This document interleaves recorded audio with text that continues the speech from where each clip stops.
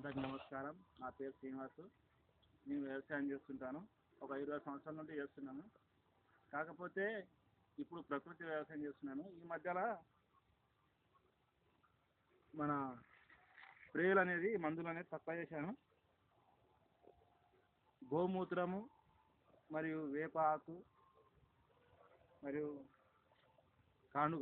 కానుగాకు చింతపలాకు ఈ 3 ఆకులు కలిపి మరి గోమూత్రము మరియు ఈ ఆకులు అన్నీ కలిపి చేస్తున్నాను. ఇవి వేసి దంచి ఈ 3 విధాల ఆకులు దంచి ఇలా చేసి ఒక కుండల వేసి ఆ గోమూత్రము మరియు ఆ 3 రకాల ఆకులు దీంట్లో వేసి ఒక 4 రోజులు ఉదయం సాయంత్రం తిప్పేసాను.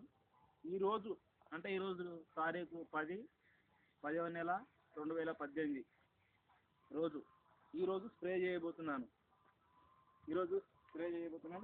ఈ విధంగా తయారైంది గోమూత్రము, ఈ 3 రకాల ఆకులు. ఒకసారి చూపిస్తాను దగ్గర. ఈ విధంగా తయారైంది. ఈరోజు దీన్ని మనం స్ప్రే చేయబోతున్నాం. ఏ పొలం కంటే కంది పొలానికి స్ప్రే చేయబోతున్నాము. ఇంతవరకు ఎలాంటి రాసాయనిక మందులు వాడలేదు.